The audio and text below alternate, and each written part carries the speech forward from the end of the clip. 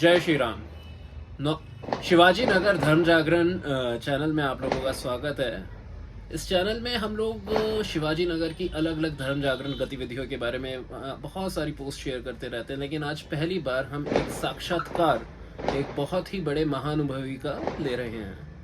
श्रीमान हरि गोपाल जी हमारे शिवाजी नगर के एक बहुत वरिष्ठ स्वयंसेवक हैं, जिन्होंने श्री राम मंदिर अयोध्या आंदोलन में जब वो एकदम चरम सीमा पे था तब अपनी बहुत ही कर्मठ भाव से सेवा करी थी, और इसी प्रकरण में कई बार उन्हें जेल भी जाना पड़ा और उन्होंने बहुत सारे त्याग व बलिदान दिए। उस भाव को वो वहाँ पे नहीं भूले। आगे यहाँ पे चल के उन्होंने संघ में बहुत कर्मठ भाव से बहुत सारी सेवाएं करी और आगे चल के वो नोएडा महानगर के धर्म जागरण प्रमुख भी रहे हैं। साथ ही इस समय जब 500 वर्षों बाद श्री राम का मंदिर पुनः स्थापित हो रहा है, तब समस्त क्षेत्र में इन्होंने 1 लाख दियों का वितरण करने का एक महायज्ञ चालू किया है। तो एक ऐसे महानुभवी के साथ आज हम यहाँ पे बैठे हुए हैं, जिनके बारे में हम आज थोड़ी और बात करेंगे। नमस्कार हरि गोपाल जी। हरि गोपाल जी, आप थोड़ा सा मैं आपसे जानना चाहूँगा कि आपकी ये जो इतनी कर्मठ भाव से संघ की सेवा करने की जो एक बने आपने संस्कार आए, ये कहाँ से चालू? ये सब संघ से आए। राष्ट्रीय स्वयंसेवक संघ, राष्ट्रीय स्वयंसेवक संघ के जो प्रचारक वर्ग है, वो प्रचारक वर्ग कभी किसी से कहता नहीं कि आप इस तरह से कर्मठता आप काम करो, वो स्वयं करते हैं। वो स्वयं इतने कर्मठ होते हैं, इतने हर समय जब भी हो राष्ट्र भाव रहता है उनके अंदर, तो उनके सानिध्य में जब कोई संसद रहता तो वो स्वयं राष्ट्रभक्त बन जाता और स्वयं ही कार्य करना प्रारंभ कर देता। ये मेन कारण संघ के अंदर, ये राष्ट्रीय स्वयंसेवक संघ के अंदर ये नहीं है कि वहाँ पर वो हम स्पीच दें या लोगों को बताएं कि आप ऐसा करो। वो स्वयं करते हैं काम, उनको देख करके स्वयं से काम करते हैं। इस संघ की पहचान। तो जब ये अयोध्या आंदोलन चल रहा था तब तक आप राष्ट्रीय स्वयंसेवक के संघ के सदस्य बन चुके थे? देखिए, ये अयोध्या का जो आंदोलन है, ये आज जो आप देख रहे हैं कि मंदिर बन रहा है, ये राष्ट्रीय स्वयंसेवक संघ की ही देन है। उन्हीं की देन है। राष्ट्रीय स्वयंसेवक, थोड़ा सा विस्तार में बताइए हमारे जैसे युवाओं को, हमें इतना। राष्ट्रीय स्वयंसेवक संघ सन 75 में जो इमरजेंसी लगी और सन 77 में इमरजेंसी हटी, तब संघ को बहुत नुकसान हुआ। संघ के 1 लाख लोग 19 महीने तक जेल में रहे। अब 1 लाख लोग 19 महीने तक जेल में रहे, वो कौन थे? व्यापारी थे, अध्यापक थे, दुकानदार थे। उन्होंने किस प्रकार से उनका कारोबार रहा होगा, ये कल्पना करिए। उस समय जब संघ का इमरजेंसी हटी 75 में, 77 में इमरजेंसी हटी, चुनाव हुए, तो उस समय एक विषय आया था, भाई हमारे राम, भगवान राम जिनका जन्म अयोध्या में हुआ, अब वो ताले बंद हैं।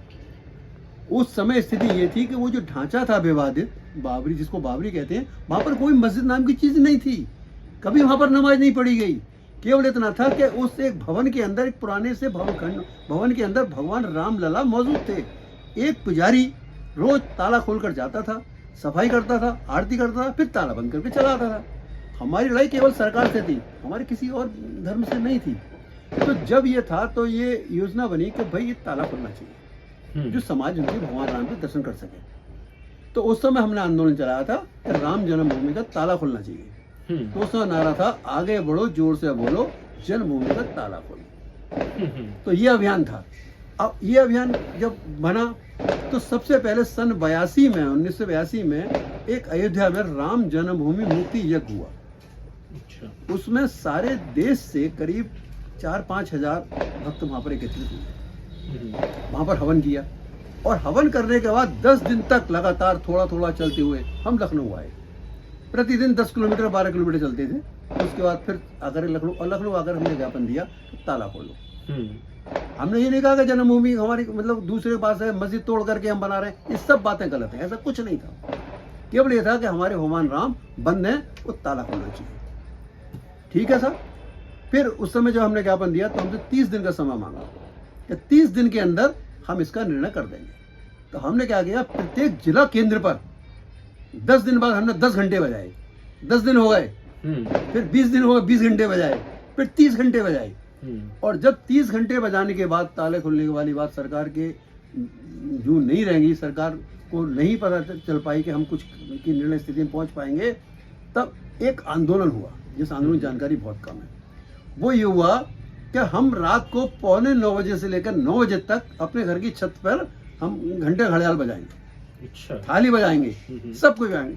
तो ये सारे देश के अंदर इस कदर हुआ कि उस समय राजीव गांधी सरकार हिल चुकी, वो घबरा गई एकदम। अब उनकी जो इंटेलिजेंस सूचना दी कि सारे देश के अंदर हो रहा है, केवल ताला ही तो खुलवाना, ताला खुलवा दीजिए। तब उन्होंने ताले खुलवाए। ताले खुलवाने के बाद सन 86 में ताले खोल दिए गए। ये सरकार ने नहीं किया, सरकार का कोई एहसान हम पर नहीं है, सरकार से कोई भीख नहीं मांगी हमने, केवल हमारी जगह में ताला क्यों बंद कर रखा है, हमने ताला खुलवाया उनका केवल। आप ताला खोलिए, और ताला खुला। ये ताला खुला केवल हमारी शक्ति से, हिंदू समाज की शक्ति से। ये राजीव गांधी ने हम पे कोई एहसान नहीं किया, ये हमारी शक्ति से ताला खुला। ताला खुलने के बाद हमने योजना बनाई, भाई अब ताला खुल गया, अब सब लोग कार सेवा आओ भैया, और कार सेवा करके हम यहाँ पर सेवा करेंगे। सन 90 में अब यहाँ राजनीति शुरू हो गई। राजनीति यहाँ से प्रारंभ हुई है। मुलायम सिंह मुख्यमंत्री थे, उनको लगा कि कार सेवा करने आ रहे हैं ये लोग यहाँ पर। अब यहाँ पर हम राजनीति का अपना जो राजनीतिक वो उन्होंने कार्ड खेला, उन्होंने मुसलमानों को भड़काया। मुलायम सिंह ने, मुख्यमंत्री मुलायम सिंह थे, उन्होंने भड़काया। सबसे पहले शहाबुद्दीन ने नाम का सांसद था, उनसे संसद में उसने बयान दिया कि वहां तो हमारी बाबरी मस्जिद है। उससे पहले बाबरी मस्जिद का कोई नाम नहीं था। शहाबुद्दीन ने जब संसद में बयान दिया था कि जहां कार सेवा करने लोग जा रहे हैं वो हमारी बाबरी मस्जिद थी, तब से ये नाम प्रारंभ हुआ। उससे पहले नाम नहीं था। उससे पहले उसे बाबरी मस्जिद ही नहीं कहते नहीं, बाबरी मस्जिद वो पता ही नहीं किसी को। वहां पर कभी नमाज नहीं पड़ेगी, कभी कोई इमाम नहीं हो। बताइए आप, किसी ने जाकर कहा साहब जब स्ट्रक्चर गिर गया तो हम नमाज कहाँ पढ़े? किसी इमाम ने जाकर FI लिखाई गया, हमारे तोड़ दिया गया, हम कहाँ पढ़े? किसी ने नहीं पढ़े, कोई शिकायत नहीं है अब तक। अरे शिकायत तो होनी चाहिए। मान लो हमने उनकी मस्जिद गिराई, मान लो, तो उनका शिकायत तो होनी चाहिए। उनकी कोई शिकायत नहीं है अब तक किसी प्रकार की। और वहाँ के अध्यक्ष लोग कहते हैं हमने कभी नमाज नहीं पढ़ी वहाँ पर, किसी प्रकार की कोई नमाज नहीं पढ़ी गई थी। अब ये नमाज ये हुई केवल मुलायम सिंह जी ने अपनी राजनीति चमकाने की वजह से, मुस्लिम वोट लेने की वजह से मुसलमानों को भड़का दिया कि आप आओ और आप उसको ऑब्जेक्शन करो और मैं सख्ती करूंगा, गोली चलवाऊंगा मैं, और आप मुझे वोट दोगे।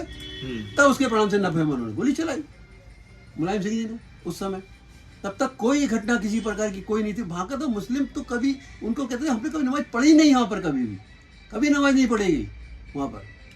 तो जब ये गोलियां चली थी उस समय आप वहीं पे हाँ, थे? मैं वहीं था।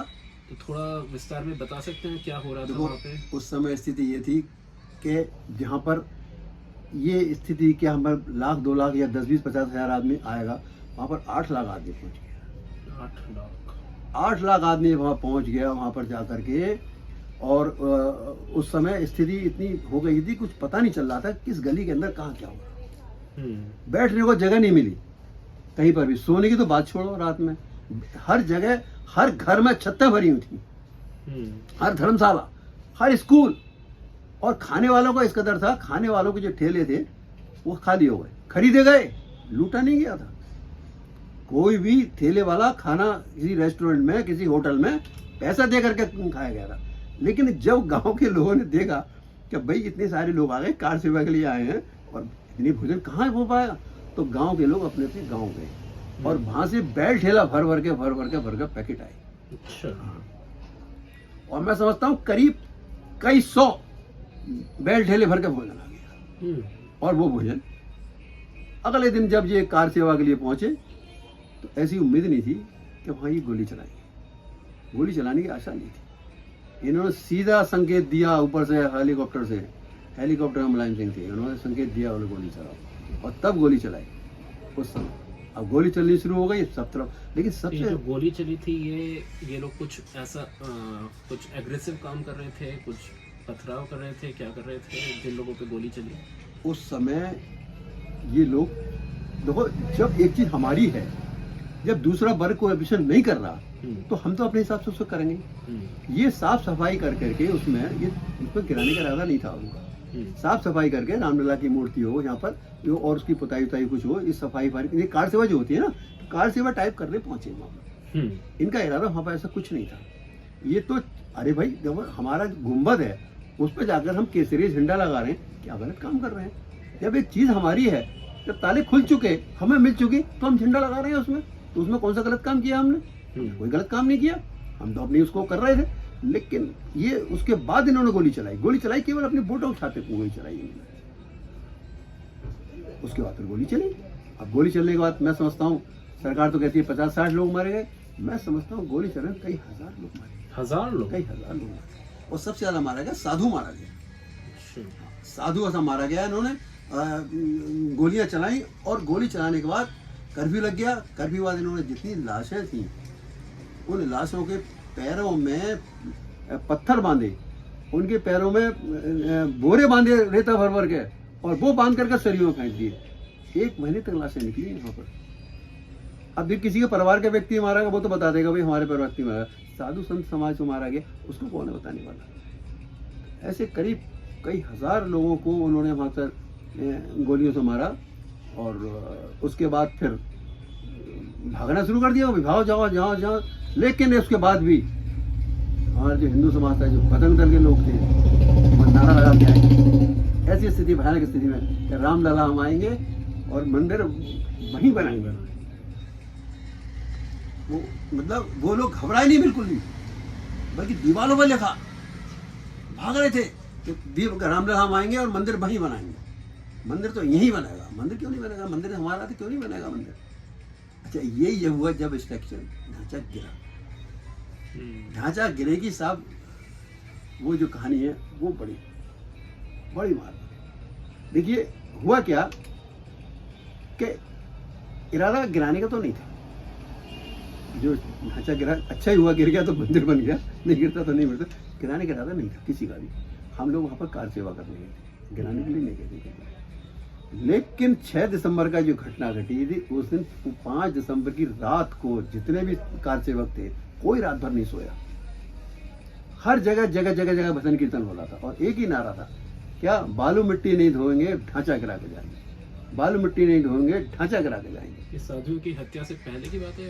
ये 92 की बात है। साधुओं की हत्या तो 90 में हुई थी, जब मुलायम सिंह वहां मुख्यमंत्री थे। 92 में तो मुख्यमंत्री कल्याण सिंह थे, उसमें गिरा दिया गया। उस समय 92 में जब गिरा था, वो जो सीन है वो वाकई मतलब इंसान की बस की बात नहीं। वो तो भगवान ने ही कुछ किया। इतना बड़ा गुम्बद कुछ चंद घंटों के अंदर गिरा देना, सारा मलबा साफ कर देना, और उसके बाद गुम्बद जब गिर चुका था शाम को, तो एक व्यक्ति आया माइक पर, तो माइक पर उसने आवाज लगाई कि प्रसाद ले जाओ। लोगों ने अपनी जैकेट उतारी, लोगों ने अपनी चादर उतारी, भर भर के मलबा वहां से ले जाने लगे। मैदान साफ हो गया। जब वहां मैदान साफ हो गया, वहां एक ट्रक आया, उसमें ईंटें भरी हुई थी, और ईंटों को भर भर कर उन्होंने ऐसे ही चिट्टा लगा दिया। उसके बाद एक ट्रैक्टर आया, उसमें सीमेंट का घोल भरा हुआ था, वो सीमेंट का घोल लौट दिया गया उस पर। रामलला की मूर्ति पहले हटा दी गई थी, और वो लाकर रामलला की मूर्ति रख दी, टाट लगा दिया, चटाई बिछा दी, और संत समाज गीले में ही बैठ गया। और वो तब से हरे राम हरे राम हरे राम करना शुरू कर दिया। वो अखंड कीर्तन अब तक चला, वो अखंड टूटा नहीं। इतने साल हो गए 1992 के बाद, लेकिन वो अखंड वो नहीं टूटा। साधु समाज अभी भी वहां पर भगवान का भजन कीर्तन करता है। गीले में बैठ गया साधु समाज। उसके बाद फिर इतना सब वो माले भी है, कल्याण सिंह जी ने इस्तीफा दिया, 4 सरकारें गिरी, कर्फ्यू लगाया गया, गिरफ्तारियां शुरू हुई, जेल काटी। उसके बारे में थोड़ा बताइए। आपको भी मेरे ख्याल से कारावास हुआ, तो कैसा अनुभव था? उस समय हुआ क्या कि जब गिर गया तो सरकार कैसे गिरफ्तार करती, कोई तो चाहिए। तो उन्होंने संघ पर प्रतिबंध लगाया, पहले राष्ट्रीय स्वयंसेवक पर प्रतिबंध लगाया, विश्व हिंदू परिषद स्वतंत्र पर प्रतिबंध लगाया, भारतीय जनता पार्टी को उन्होंने छोड़ दिया कि बीजेपी पर प्रतिबंध नहीं लगाया जाएगा, लेकिन और उस प्रतिबंध लगाने के एवज में उन्होंने गिरफ्तार किया। तो सारे गिरफ्तार कर लिए गए। लेकिन भगवान की ऐसी कृपा रही थी कि जेलर और जेल के अन्य कर्मचारी ये बहुत सहयोग करते।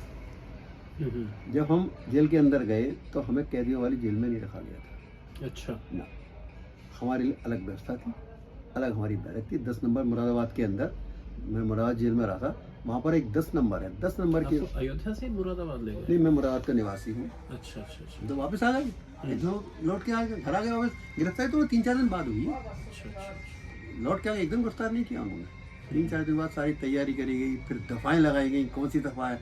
दफ़ा लगाई थी 10/13। अब 10/13 में कोई जमानत ही नहीं है अच्छा। किसी प्रकार की। अब कैसे हुई जमानत, ये तो बात की बात है।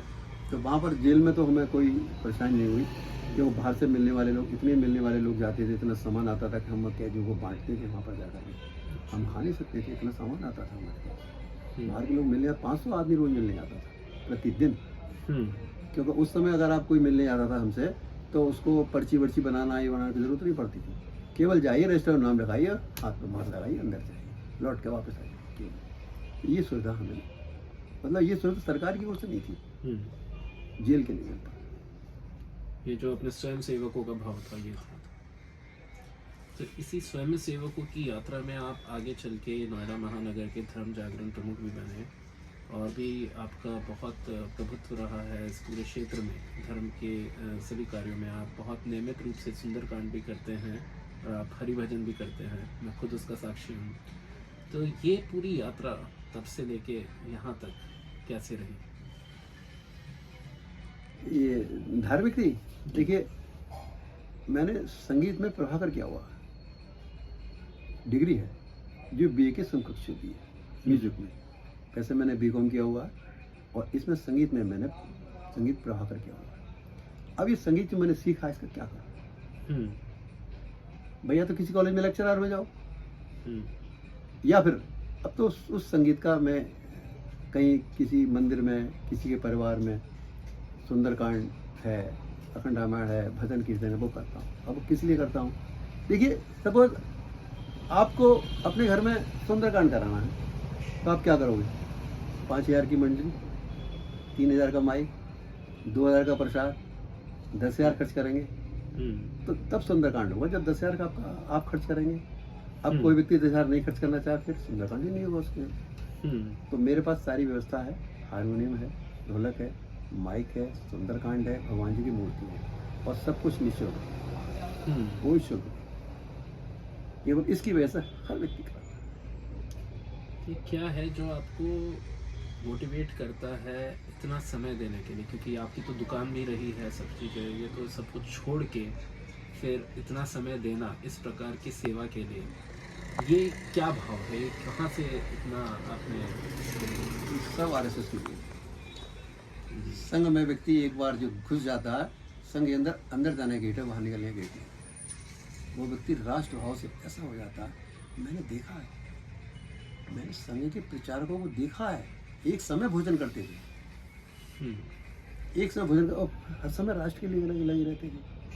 मैंने देखा है। ये आजकल जो अखिल भारतीय अधिकारी जो हैं, अब चंपत राय जी हैं, मैंने इनको देखा जब से जानता हूँ, जब बिजनौर की जिला कार्यवाही है, उस समय तब से जानता हूँ। बहुत कर्मठ व्यक्ति है, ये नमक रोटी खा सकता है, गलत काम नहीं कर रहा है।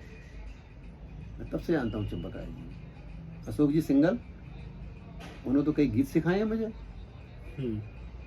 अशोक जी ने। और भाई और बताऊँ मैं आपको, अटल बिहारी वाजपेयी जी के जो राजनीतिक गुरु थे, नानाजी देशमुख, उनका बहुत मेरा, उनके साथ काफ़ी वो बैठकों में आते थे, बताते थे। तो संघ के जो अधिकारी थे ना, ये राष्ट्र इनके अंदर कूट कूट का भरा हुआ, लेकिन ये स्वयं करते हैं, कहते नहीं।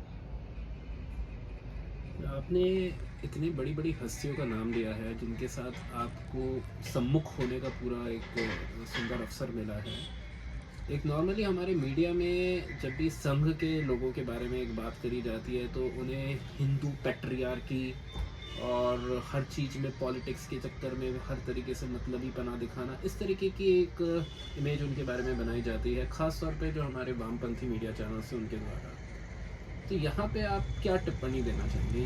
ये जो एक आता है, और इसके चक्कर में हमारे जो नौजवान हैं वो कई बार कंफ्यूज भी होते हैं। हमारे अपनी अपनी सोसाइटीज़ में जब हम आपस में लोगों से बात करते हैं, तो उनके दिमाग में संघ की एक ऐसी इमेज आती है जो बड़ी आक्रामक सी और बहुत ही अपने स्वार्थ के कारण सब कुछ लोगों का प्रयोग करने वाले लोगों की ऐसी चीज आती है, तो इस पर आप क्या टिप्पणी करेंगे? देखो, संघ के बारे में अगर कुछ जानकारी चाहिए तो संघ के अंदर आना होगा।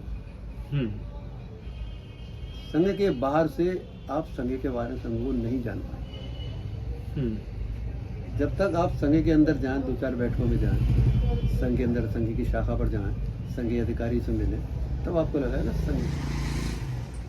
बाहर से कोई व्यक्ति कुछ भी हटता, कुछ भी कह देगा। अब रही पॉलिटिक्स की बात, आप ही बताइए, सन 47 में बंटवारा हुआ है? कितने लाख लोग मार दिए गए हमारे? ये पॉलिटिक्स है क्या? 89 में कश्मीर में मार दिए गए, ये पॉलिटिक्स है क्या? देखो, राजनीति क्या है, मैं आपको बताऊँ आपको।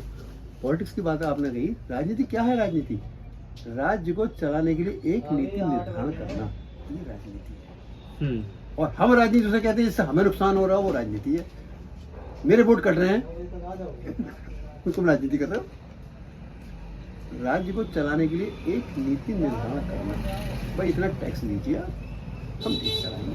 कोई अच्छा चलाता है, कोई खराब चलाता है।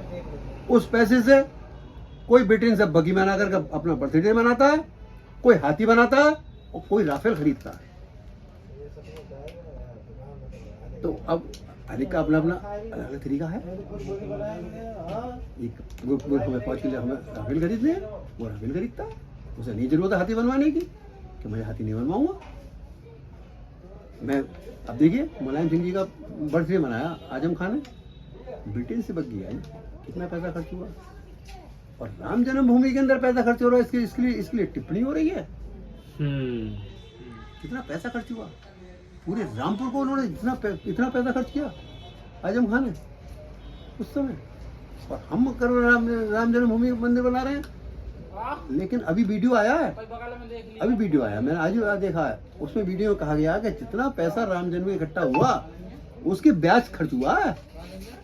पैसा तो हम पे रखा हुआ है अभी वो, और वो पैसा काय के लिए दिया गया? राम जन्मभूमि के लिए दिया गया। तो राम जन्मभूमि तो बनेगी, या उसके अस्पताल स्कूल खुलेंगे? अस्पताल का पैसा अस्पताल में लगेगा, स्कूल का पैसा स्कूल में लगेगा, मंदिर का पैसा मंदिर में लगेगा।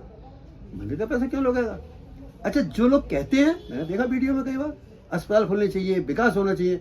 अरे भाई, आप खोलो ना अस्पताल, आप खोलो ना विद्यालय, क्यों नहीं खोलते आप विद्यालय नहीं खोलोगे, आप अस्पताल नहीं खोलोगे, हम मंदिर बनाएंगे तो ऐसे उसको नहीं, ऐसा नहीं, ऐसा करो, ये क्या? अरे आप करो, कुछ करो तो सही। करेंगे कुछ नहीं, फिर आप करोगे वो हम उसको ऐसा करना चाहिए, तो करना चाहिए भाई। तो इसी चीज पे मैं एक और प्रश्न आपसे करना चाहूँगा कि आजकल हमारे युवाओं को अलग अलग एनजीओज का बड़ा शौक है, जिसमें यही अस्पताल और एजुकेशन और ये सब चीज़ें करने का है। और साथ में एक बड़ी विशेष सी चीज़ हम सुनते हैं, संघ के अंदर धर्म जागरण। और आप तो इस गतिविधि में इतने आगे रहे हैं कि आप पूरे नोएडा महानगर के धर्म जागरण प्रमुख रह चुके हैं। तो अब यहाँ पे ये जो एक होता है जहाँ पे सामाजिक कार्य व्यक्ति करना चाहता है, जिसमें अस्पताल, स्कूल ऐसी चीज़ें बोलते हैं, और हम देखते हैं आजकल आधुनिक युवा इसके प्रति ज़्यादा उत्साहित भी रहते हैं। तो धर्म जागरण कहाँ बैठता है इस पूरे इक्वेशन में? उसे आप कैसे बोलेंगे कि अगर कोई व्यक्ति समाज के लिए कुछ करना चाहता है तो धर्म जागरण क्या है? देखिए, संघ की पहचान क्या है? संघ की पहचान ये है कि भाई ये लोग नगर पहन कर, गणवेश पहन करके और मैदान में खड़े होकर के एक एक्सरसाइज करते हैं, प्रार्थना करते हैं। लेकिन संघ ने कुछ और काम प्रारंभ किए। इसमें धर्म जागरण, पर्यावरण, कुटुंब प्रबोधन और समरसता और गौ संवर्धन, ये 5 अपने कार्यक्रम बनाए। भाई देखो, जो संघ के लोग हैं वो ठीक सीधे संघ में काम करें और वो इन विभागों में काम करना चाहिए। देखिए, धर्म जागरण बहुत आवश्यक है। हम ये नहीं कहते धर्म क्या है, हम धर्म जागरण कर रहे हैं। धर्म आपके अंदर भी है, धर्म हर एक के अंदर, लेकिन उसको जगाना, धर्म के उनको जगाना। अब कैसे जगाओगे भाई?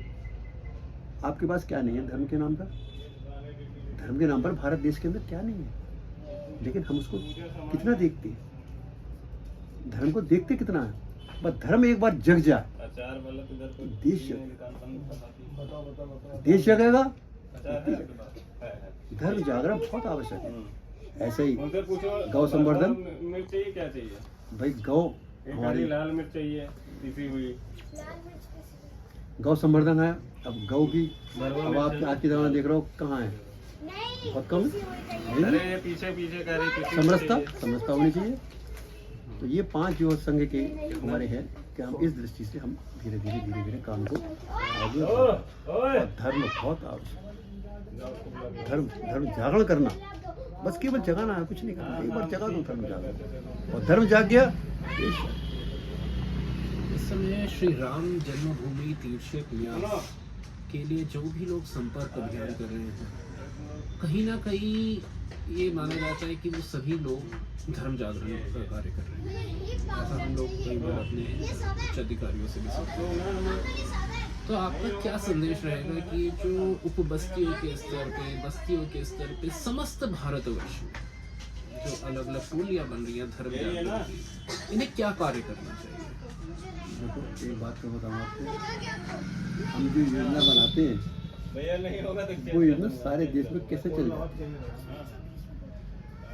मतलब अभी हमने कोई भी योजना बनाई, भाई अक्षत बांटनी है, सारे देश अक्षय बांट रहा है, दिए जलाने हैं, सारा देश ये रहा है।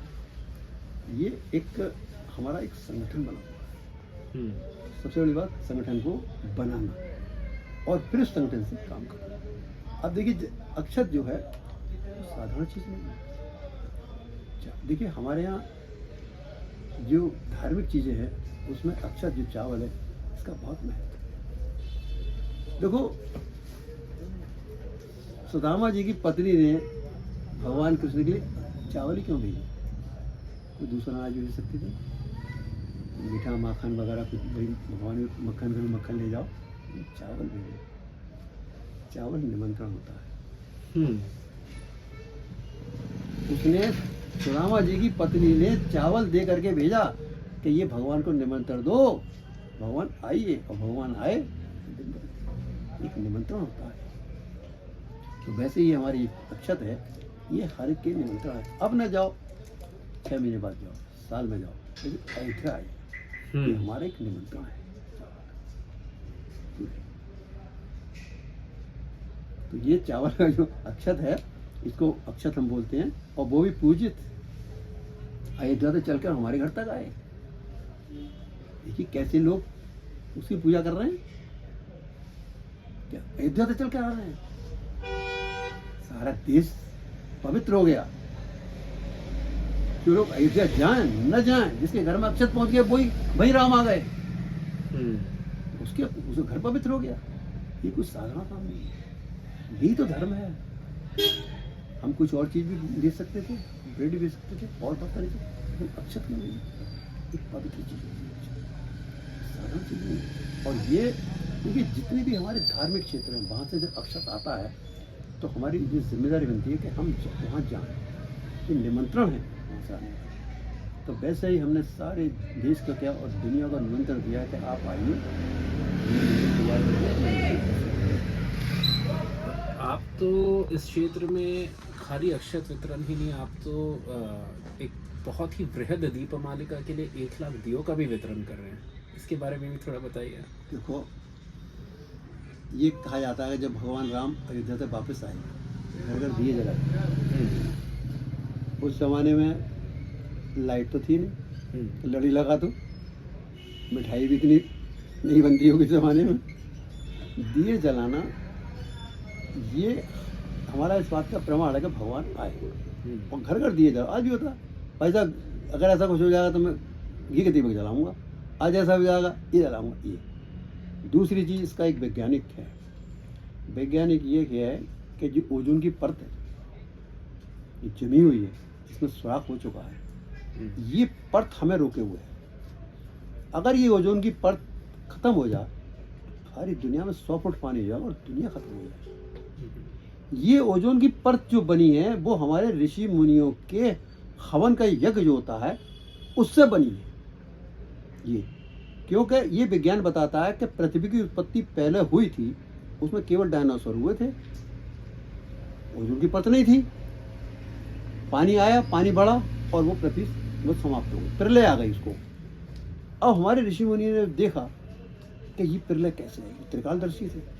तब उनको लगा कि ओजोन की परत अगर बन जाए तो हमारी जो दुनिया है ये रुक सकती है। तब उन्होंने हवन किया, गाय पालते थे, गाय का घी सामग्री डाल करके हवन की जो वो निकलती है उससे ओजोन की परत बनी, जो आज भी इस बात को नासा ने भी माना कि भारत के अंदर जो हवन होता उस हवन से ओजोन की परत बनी है। तो ये दीपक जो है ये ओजोन की परत को बल देता है। अब देखो, मान लो 1 लाख महीने हुए, आप देखते हैं दुनिया में कितने करोड़ दीपक जलेंगे। पूरे देश के अंदर, पूरी और दुनिया के अंदर करोड़ों दीपक जलेंगे। जब वो दीपक जलाएंगे, दीपक की जो लौ वातावरण में जाएगी तो ओजोन की जो परत है उसको बल मिलेगा, ताकत मिलेगी उसको। हमारी दुनिया और रुकेगी, हमारा स्थायी होंगे हम लोग उसमें। इसका बहुत दीपक रोज मंदिर में जलाते हैं, तो उसका कारण ये है। हमारी जितनी भी संस्कृति में है हर एक में कुछ ना कुछ तुलसी दल है, भगवान मंदिर में पंडित तुलसी दल देते हैं आपको, उसका महत्व है। कभी आपको वायरल नहीं होगा अगर आप तुलसी दल प्रतिदिन खाइए, बुखार नहीं आएगा कभी भी आपको, गारंटी है। तुलसी दल खाइए तो सही आप किसी में, हमारी हर चीज़ में। सब अंतिम प्रश्न मैं आपसे ये पूछना चाहूँगा कि हमारे जो युवा वर्ग है, जो काफ़ी हद तक मैकॉलियन शिक्षा व्यवस्था के शिकार हैं, शिकार शब्द प्रयोग कर रहा हूँ यहाँ पे, क्योंकि उन्हें ज़्यादा कुछ पता ही नहीं है अपनी संस्कृति के बारे में। एटलीस्ट अगर स्कूल कॉलेज के से वो निकलते हैं, वहाँ की शिक्षा के भरोसे रहते हैं। उन लोगों के मन में, कईयों के मन में ये लगता है कि राम बहुत पैट्रियार्कल थे और इस तरीके से विचारों को उन्हें सिखाया भी जाता है, बाकायदा। उन्हें आप क्या संदेश देना चाहेंगे इस ऐतिहासिक क्षण में जब श्री राम मंदिर बन रहा, कैसे वो धर्म से जुड़े, कैसे वो धर्म का जागरण हो? देखो, अपनी पुस्तकें, हमारे जो ग्रंथ हैं, साधारण ग्रंथ तो है नहीं। अब आजकल शिक्षा इतनी हो गई है कि बच्चों को धर्म ग्रंथ पढ़ने का ना तो समय है, शिक्षा इतनी हो गई। लेकिन एक दृष्टि से देखा जाए तो शिक्षित होना भी लाभकारी है। देखो, पहले समय में जब हम धर्म ग्रंथ को बढ़ावा देते थे, मैं धर्म ग्रंथ की बुराई नहीं कर रहा, लेकिन बढ़ावा देते थे, तो उस समय शिक्षा इतनी नहीं थी। अब कितने डॉक्टर, कितने वकील, कितने और जो MBA वगैरह शिक्षा जो बढ़ते चले आ रहे हैं। भाई शिक्षा बढ़ेगी तो देश का लाभ तो होगा ही होगा। जितने अधिक शिक्षित होंगे तो शिक्षा तो बढ़ रही है। अब रही भाई, चलो अब धर्म की ज़्यादा नहीं हो, थोड़ी कर लो, लेकिन धर्म की शिक्षा भी आवश्यक है। लेकिन शिक्षा भी आवश्यक है। अगर अब देखो, आज के समय में, पुराने समय में इतने कहाँ होते थे, डॉक्टर कहाँ होते थे, MBA डॉक्टर नहीं होते थे, 1 या 2 डॉक्टर होते थे। अब कितने MBA डॉक्टर हो गए, कितने शिक्षित हो गए। तो हर क्षेत्र में शिक्षा भी आवश्यक है। शिक्षा देश को आगे बढ़ा रही है, लेकिन धर्म भी जितना संभव हो सके होना चाहिए, धर्म की होना चाहिए। लेकिन अब केवल धर्म में लग जाए तो फिर हम वो पुराने से जमाने पहुंच जाएंगे, वहीं के वहीं पहुंच जाएंगे। अब शिक्षा को रोक करके एकदम धार्मिक शिक्षा हो, अब ये संभव नहीं है। भाई कोई MBA कर रहा है, M.Tech कर रहा है, कोई CA कर रहा है, और बहुत सारी डिग्रीज में धीरे करके आगे बढ़ रहे हैं, लेकिन उनसे देश को लाभ होता है। भाई ये बात बिल्कुल ठीक है कि आदमी जब पढ़ जाता है तो उससे अच्छी अर्निंग होती है, अच्छी तनख्वाह मिलती है, उसका जीवन बढ़िया बीतता है, अच्छा बीतता है। देखिए, अर्थशास्त्र का एक नियम है, अगर किसी व्यक्ति ने 500 रुपये कमाए तो समाज को 500 का 100 गुना लाभ होता है। कैसे? 500 रुपये कमा के क्या करेगा वो? आटा लाएगा तो आटे वाले को फ़ायदा होगा, चक्की पीसने वाला फ़ायदा होगा, गेहूँ वाले को फ़ायदा होगा। कपड़ा लाएगा तो कपड़े के दुकानदार को फ़ायदा होगा, उस दुकान पर नौकर काम कर रहा होगा उसको फ़ायदा होगा, मिल को फ़ायदा होगा, रिक्शा वाले को फ़ायदा होगा। तो ये एक अर्थशास्त्र का चक्र है। सत्य। पहले कम्युनिस्ट पार्टी का काम क्या था? केवल उनका कहा था भारत के अंदर जाकर हड़ताल करा दो, हड़ताल करा दो। हड़ताल हो गई, उस हड़ताल से कितने पैसे का लॉस हुआ? उससे 100 गुना ज़्यादा भारत को नुकसान हो गया। तो ये जो अपने अच्छी शिक्षा कर अच्छी अर्निंग करते हैं, उससे उनका अपना फायदा तो होता है, लेकिन उससे 100 गुना फायदा समाज का होता है। 1 लाख रुपए तनख्वाह किसी की होगी सपोज, तो मान लो, ठीक है। अब वो 1 लाख रुपए क्या करेगा? नोट तो खाएगा नहीं, कोई लोग समाज में खर्च करेगा। अब जहाँ खर्च करना जाएगा उसको फायदा होगा, उसका पेट भरेगा। मोटरसाइकिल खरीद कर लाएगा, मान लो मोटरसाइकिल खरीद ली तो ठीक है, मोटरसाइकिल कंपनी को फायदा हुआ, टायर चलाने वाले को फायदा हुआ, मोटरसाइकिल बेचने वाले को फायदा हुआ, वहाँ से लाने वाला फायदा हुआ, ट्रक वाले को फायदा हुआ, सारे लोगों को फायदा होता है। तो शिक्षा ये आवश्यक है, लेकिन धर्म भी कुछ थोड़ा बहुत, कभी मंदिर जाना है, कभी गीता पढ़नी है, कभी रामायण पढ़नी है। अभी देखिए, एक MBBS की विद्यार्थी थी, मुझसे क्वेश्चन किया उसने, MBBS स्टूडेंट आई थी, दुकान पर आ गई, उसने क्वेश्चन किया, बताओ तुलसीदास जी ने रामायण कैसे लिख ली? क्या मतलब कि जितना वर्णन है, उसने रामायण पढ़ी थी, स्टडी करी थी, कि जितना वर्णन है उसमें, अयोध्या, जनकपुरी, पंपासु सरोवर, लंका, चित्रकूट, ये सारी जगह तुलसीदास जी घूमे थे क्या? सही है भाई, तुलसीदास। और उस जमाने में घूमना, जिंदगी बीत जाएगी, जब सड़क भी नहीं थी, लाइट भी नहीं थी। आज 400 वर्ष हो गए तुलसीदास जी को शरीर पूरा हुआ है। 400 साल पहले हमारे पास क्या था? हम तो यहाँ से हावड़ भी नहीं जा सकते थे। तो ऐसी स्थिति में सारी दुनिया की उसने माना, MBBS की छात्रा ने, कहा हनुमान जी का काम है। महर्षि वाल्मीकि ने पहले लिख दी रामायण, होने से पहले ही, कैसा होने वाला वैसा ही हुआ, बिल्कुल। तुलसीदास जी की रामायण का पढ़ने के बाद एक बार अगर आप घूमेंगे, सुई की नोक के बराबर भी अंतर नहीं मिलेगा। वहीं अयोध्या, वहीं सरयू, वहीं चित्रकूट, वहीं पंपासु सरोवर, वहीं सबरी आश्रम, वहीं ऋषिमुख पर्वत, और वहीं रामेश्वर, और वहीं लंका। कहीं अंतर नहीं मिलेगा, एक सुई की नोक के बराबर भी अंतर नहीं मिलेगा। और इतनी जगह आज भी अगर आप घूमने जाएं, सारी जगह, आपको कई वर्ष लग जाए, जबकि आपके पास मोटर गाड़ी और हवाई जहाज की सुविधा है तब। ऐसी अलौकिक रामायण हमारे पास मिली हुई है। हमें धर्म जागरण में ही तो जगाना है, कुछ साधारण रामायण नहीं है। और पूरी रामायण के अंदर आप देखो, भगवान कथावाचक वगैरह सुनाते हैं, कितने सारे कथावाचक सुनाते हैं। अंतिम संदेश क्या देना चाहेंगे हमारे धर्म जागरण टोलियों को 22 जनवरी के लिए? ये वैसे मैं समझता हूँ क्या संदेश, क्योंकि धर्म जागरण टोली इतना काम कर रही है, इतना काम कर रही है, इतना काम कर रही है, हमें उम्मीद भी नहीं है। धर्म जागरण टोली यहाँ नहीं, सारे देश में और विदेशों में जो समाचार आ रहे हैं, इतना काम कर रहे हैं। जहाँ हम अक्षत बांटने की बात कर रहे हैं, वहाँ अक्षत की कलश लेकर आ रहे हैं, यात्रा निकल रही है। तो अब इतना काम में क्या संदेश? मैं तो इतना संदेश देता हूँ, लेकिन वो काम कर रहे हैं इतना। 10 पैसे पर मैं संदेश दूंगा, लेकिन वो काम कर रहे हैं कैसा बोला? वो काम इतना गुना कर रहे हैं, आशीर्वाद की कमी पड़ेगी। इतना काम इस देश के अंदर कमी नहीं है, कहीं कमी नहीं है। तो ये युवा पीढ़ी बहुत काम कर रही है। संदेश देने को तो कुछ भी कह दो, आप ऐसा नहीं ऐसा करो, ऐसा नहीं ऐसा करो, लेकिन जितना काम कर रहे हैं इस समय देश के अंदर जो काम आ रहा है, वास्तव में अलग है। ये तो त्रेता युग, ऐसा लग रहा है कि त्रेता युग आने वाला है। ये कलयुग नहीं, त्रेता युग दिखाई दे रहा है। कलयुग में ऐसा इतना राम की कृपा, चारों ओर जिधर देखो राम ही राम, राम ही राम, राम ही राम दिखाई दे रहे हैं। हर सोसाइटी के अंदर जिधर देखो अक्षत कलश, अक्षत वितरण, और राम राम जिधर देखो जय श्री राम, जिधर देखो राम। घर छोड़ रहे हैं लोग, घर छोड़ के निकल रहे हैं। काम कम नहीं, काम पर्याप्त मात्रा में है। और अभी थोड़ा समय है, 22 तारीख को देखिए, और इसके बाद रामनवमी देखिए।